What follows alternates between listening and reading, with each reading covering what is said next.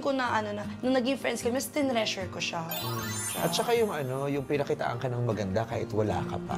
Oo, tsaka binilibre Diba? niya ako ng steak nga nung first. Ito na hindi niya alam, nilibre niya ako ng steak. Saan? Sa Rockwell. Hindi niya alam, wala akong So, pera. hindi mo pa alam yung Rockwell, kung anong level yung Rockwell, Hindi. di ba? Hindi ko nga alam yung steak.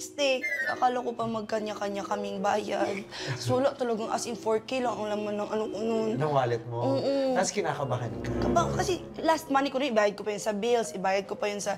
Hindi niya alam na yun na lang yung natirang pera ko. Pero nung time na yun, gusto ko lang makipag-dinner sa kanya kasi kinilig ako, inaya niya ako mag-dinner. Oo. Tapos hindi mo alam sa Rockwell ka dadalhin, sa steakhouse. Oo, wala akong alam. Nilagay niya lang ako sa Paano sasakyan ka niya. umorder? Siya nag-order sa lahat. Ang dami niya pang in-order. Nag-order pa siya ng wine, nag-order pa siya ng pasta, nag-order... Ako kasi nag-invite sa'yo, so malamang ako rin. Ano naman? Pero hindi mo alam na na ililibre Tsaka ka wala pa niya. akong ganun ka-friends noon. So, di ko pa alam paano ba to, KKB ba to, or hindi niya alam na kabang-kaban ako na nagte-text ako sa tito ko na para pa-transfer na lang muna kasi mayroon siyang pera. Magkano So, pinapatransfer mo? Parang pa-sureball na lang 5K. Utang na muna ako 5K, baka ano to eh, baka mag-KKB kami. Oh my God. Kabang-kaba ako nun kasi nakita ko ng price ng Ang hirap steak. Alam mo yung pag pinag-uusapan natin, nakakatawa lang, di ba?